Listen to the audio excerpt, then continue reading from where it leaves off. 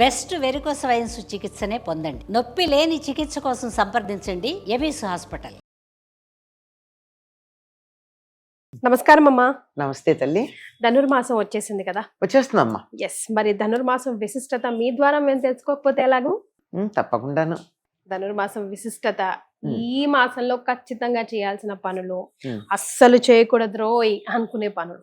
ధనుర్మాసం అంటే సూర్యుడు ధనుసు రాశిలో ఉన్నటువంటి కాలం. ఈ సంవత్సరం డిసెంబర్ 16వ తారీఖున మొదలవుతోంది. మళ్ళీ సూర్యుడు మకర రాశిలో ప్రవేశించే వరకు ఉండేది ధనుర్మాసం. అంటే సౌరమానాన్ని అనుసరించి పాటించేది. మనం అనుకున్న చైత్రం నుంచి పాల్గొనం దాకా ఉండే మాసాల్లో ఈ ధనుర్మాసం లేదు. అవి చంద్రుడితో సంబంధం ఆ మాసాల పేర్లు.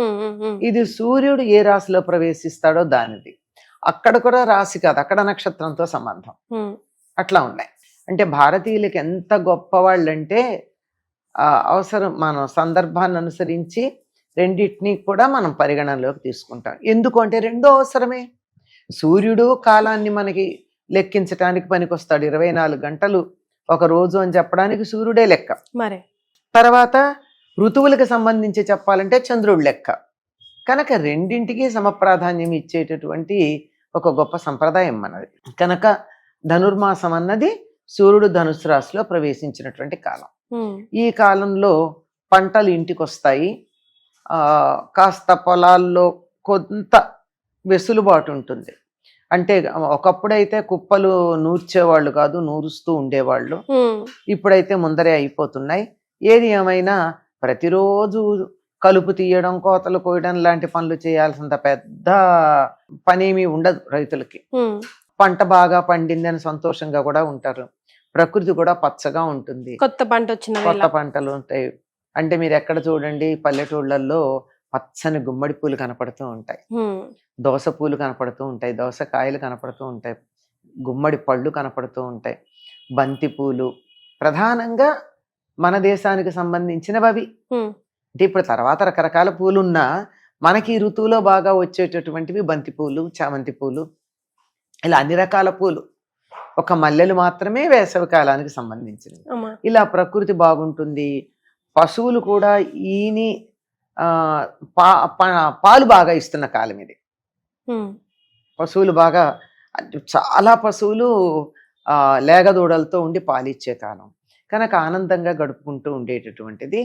ఆనందంతో పాటు ఆధ్యాత్మికంగా ఉన్నత స్థితికి వెళ్ళడానికి తగిన సాధన చేయడానికి అనుకూలమైన కాలం. ఎలా? ధనుస్సు రాశి ఎలా ఉంటుందంటే దాని గుర్తు ఎక్కువ పెట్టిన విల్లులాగా ఉంటుంది. సాధారణంగా విల్లు అలా గోడకి తగిలించుంటారు. వింటి నారి దానికి తొడిగి ఉండదు.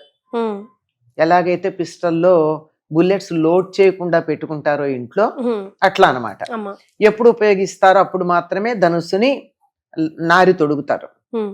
నారి తొడిగిన తర్వాత విల్లుకి బాణం పెడతారు.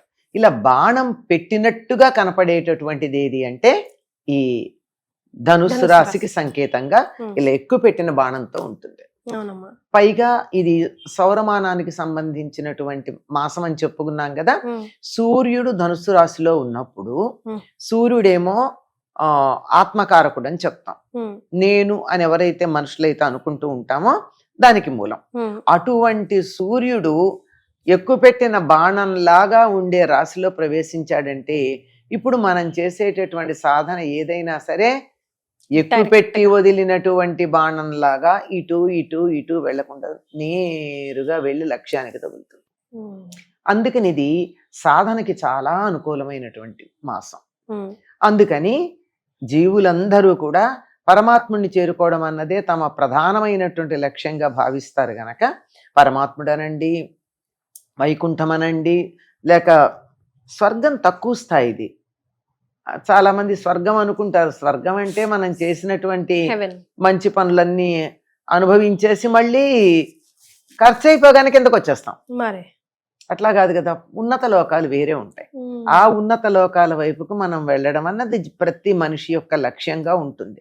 అటువంటి లక్ష్యం సాధించటానికి కొంచెం ప్రయత్నం చేసినా ఎక్కువ ఫలితం ఉండే కాలం ఇది. అందుకని సాధన చేయమన్నారు. ఈ సాధన కూడా ఎట్లా చెప్పాలి? ఇది ఆనందంగా చేసేది. బాధపడుతూ కష్టపడుతూ చేసేది ఏం కాదు. ఆడుతూ పాడుతూ. కనుక ధనుర్మాసంలో తెల్లవారుజామునే లేచి మనందరికీనేమో చేయగలిగితే గోదారంగనాథుల పూజ చేస్తారు. అందరూ చేయగలరా? చేయలేరు. చేయలేకపోయినా మనని మేల్కొల్పడానికి హరిదాసులు వస్తారు. వాళ్ళు సూర్యోదయానికి ముందే రావాలి లెక్క ప్రకారం. అంటే ఎవ్వరూ ఈ కాలంలో వాళ్ళకి నిర్దేశించిన పద్ధతుల్లో నిక్కచ్చిగా ఉంటారు గట్టిగా అని చెప్పలేం కదా. అంటే దాని గురించి చెప్పలేము. కనుక సూర్యోదయానికన్నా ముందే వాళ్ళు చక్కగా హరిలో రంగా హరి అంటూ కృష్ణ సంబంధమైన, రామ సంబంధమైన, విష్ణు సంబంధమైనటువంటి కీర్తనలు పాడుకుంటూ వచ్చి అందరినీ నిద్ర లేపుతూ ఉంటారు. అలా లేపినప్పుడు ఏం జరుగుతుంటే జీవప్రజ్ఞ నేరుగా పరమాత్మ వైపుకు మళ్ళడానికి అవకాశం ఉంటుంది. ఇది ధనుర్మాసానికి సంబంధించింది. తెల్లవారుజామునే లేచి గొబ్బెమ్మలు పెట్టడం, గొబ్బెమ్మలు పెట్టడానికి ముందుగా అంతా కళ్ళాపు జల్లి, ఆవు పేడతో కళ్ళాపు చల్లి కళ్ళాపులో మంచి ముగ్గులు వేయడం, ఆ ముగ్గుల్లో గొబ్బెమ్మలు పెట్టడం, ఇది చాలా సంప్రదాయంగా అనాదిగా మనకు వస్తూ ఉన్నటువంటి, అనాదిగా అని చెప్తే చాలా కాలంగా అని చెప్పడం సరే, చాలా కాలంగా వస్తూ ఉన్నటువంటి ఆచారం. అమ్మ, హరిదాసులు ఇంటికి వచ్చినప్పుడు ఏమేమి వాళ్ళకి సమర్పించవచ్చు అంటారు? మనం మామూలుగా అయితే బియ్యం ఇస్తాం, బియ్యం ఇస్తాం. ఇంకా మనకి ఏ పంటలు పండితే అవి ఇవ్వచ్చు. సాధారణంగా ఈ సమయంలో అందరికీ గుమ్మడికాయలు ఇంటికి వస్తాయి, దోసపళ్ళు వస్తాయి, ఇంకా వంకాయలు, కూరగాయలు, చిక్కుడుకాయలు ఏం వస్తే అవి. ఇంకా ఒకవేళ ఎవరికన్నా నువ్వులు పండాయి, నువ్వులు ఇవ్వచ్చు. కందులు పండాయి, కందులు ఇవ్వచ్చు. కందులు ఇంకా ఇంటికి వచ్చేసి ఋతువే. పెసలు, మినుగులు ఇంకా రావు, కొద్ది కాలం పడుతుంది. దసరా సంక్రాంతి అయితే గాని మినప తీత, పెసర తీత. తీత అంటే తీయడం, మొక్కల్ని ఇట్లా తీయడాన్ని. ఎక్కడికి వెళ్ళామంటే పెసర తీతకి వెళ్ళామంట. అంటే ఏంటంటే పెసర మొక్కలు ఏవైతే ఉంటాయో వాటిని మొత్తం పీకేస్తారు, మళ్ళీ భూమిలో ఉంచరు. ఉంచి వాటన్నిటిని ఒక చోట కళ్ళం ఏర్పాటు, కళ్ళం అంటే పొలాన్ని శుభ్రం చేసి ఒక పళ్ళెంలాగా తయారు చేసింది అనమాట. నీట్ గా ఎలా ఉంటుందంటే మన ఇల్లు అలుక్కున్నంత శుభ్రంగా ఉంటుంది. అలకడం అంటే కూడా తెలియదేమో ఈ రోజుల్లో వాళ్ళకి. మట్టి నేలలు శుభ్రం చేయడానికి అలుకుతారు నీట్ గా అనమాట. అట్లా పెట్టి ఈ ఇలా తీసేసినటువంటి పెసర మొక్కలన్నిటినీ అలా ఒక చోట వేస్తారు. వేసి 1-2 రోజులు ఆరనిచ్చాక కాయలన్నీ చిట్లుతాయి, కింద పెసలు పడతాయి. అలాగే మినప చేలు, దాన్ని వెళ్ళినప్పుడే పెసర తీత, మినప తీత అన్న పదం వాడతారనమాట. అవన్నీ తర్వాత వస్తాయమ్మా. మరి ఈ రోజుల్లో దైవారాధన చాలా ఇంపార్టెంట్ అంటున్నారు కదా, సింపుల్ గా మేము ఏం చేయొచ్చు అంటారు? అట్లీస్ట్ ఇదన్నా చేసుకోండి, ఏం చేయక. అంటే గోదాదేవి రావడానికన్నా, ఆవిడ అవతరించడానికన్నా ముందు ఏం చేశారో మనకి తెలియదు కానీ, గోదాదేవి అవతరించిన తర్వాత నుంచి తెల్లవారుజామున సూర్యోదయానికన్నా చాలా ముందుగానే లేచి స్నానాధికారులు నిర్వర్తించి, అభ్యంగన స్నానం చేయాలన్న నియమం ఏం లేదమ్మా. మామూలుగా స్నానాధికారులు నిర్వర్తించుకుని గోదారంగనాథులకి మేము అట్లా చెయ్యమండి అని అనుకున్నారు అనుకో. కొంతమందికి ఉంటాయి కదా దేవుళ్ళ పేర్లతో కూడా దెబ్బలు అడుకునేటటువంటి గొప్ప వాళ్ళు ఉంటారుగా, అట్లాంటి వాళ్ళతో వాళ్ళు కూడా ఉద్ధరించబడాలని వాళ్ళకు నమస్కారం చేద్దాం.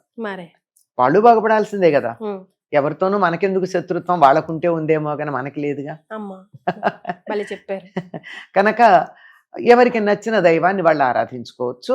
దాంతో పాటుగా ఇంట్లో దీపం పెట్టి పూజ చేయడంతో పాటుగా సూర్యోదయానికన్నా ముందే తులసి దగ్గర దీపం పెట్టాలి. ఇంట్లో పూజ అయ్యాక సుమా, ఇంట్లో పూజ అయ్యాక తులసి కోట దగ్గర దీపం పెట్టి నక్షత్రాలకి నమస్కారం చేసుకోవాలి. అంటే నక్షత్రాలు ఉండగా ఇదంతా అయిపోవాలి. శ్రీ వైష్ణవ సంప్రదాయంలో అయినట్టయితే తప్పనిసరిగా ఏదైనా ప్రసాదం చేసి నైవేద్యం పెడతారు. తులసి చెట్టు దగ్గర, తులసి దగ్గర కాదు, లోపల తులసికో బెల్లం ముక్కో అరటి పండు ఏముంటే అది ఒకటి పెట్టుకుంటాం అంతే.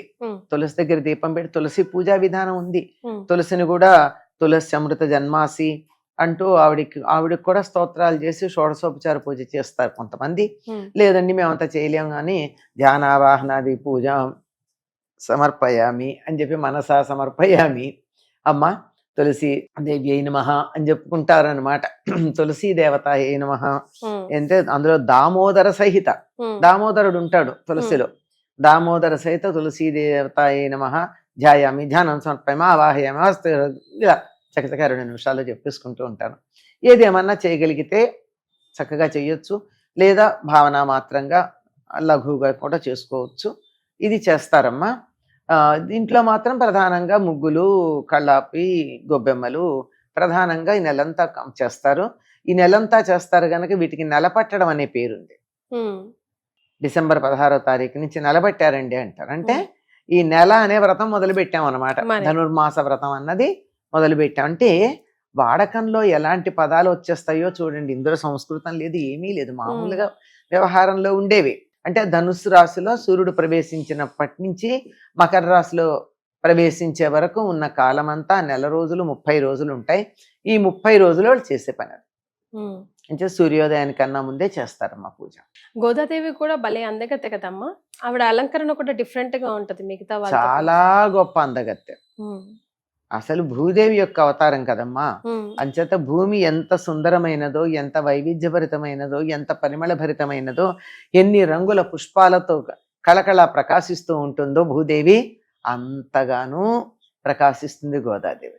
సో ధనుర్మాసం చాలా విశిష్టమైన మాసం. మాసం అంతా చేసుకోదగ్గ చాలా మాసం అంతా చేస్తారు. నెలపట్టడం అనే పదం వాడతాం. అంటే నెలంతా ఒక వ్రతం లాగా చేయడం. తప్పనిసరిగా ముగ్గులు, గొబ్బెమ్మలు, హరిదాసులు మన చేతుల్లో లేరు, వాళ్ళు వస్తారు. మన చేతుల్లో ఉన్నది ముగ్గులు వేయడం, గొబ్బెమ్మలు పెట్టడం రోజు. మరి ఎందుకు ఇప్పుడే ఈ ధనుర్మాసంలోనే ముగ్గులు, గొబ్బెమ్మలు ఇవన్నీ వచ్చాయి? ఇంకొక వీడియోలో తెలుసుకుందాం. ధన్యవాదాలు. నమస్తే అమ్మా.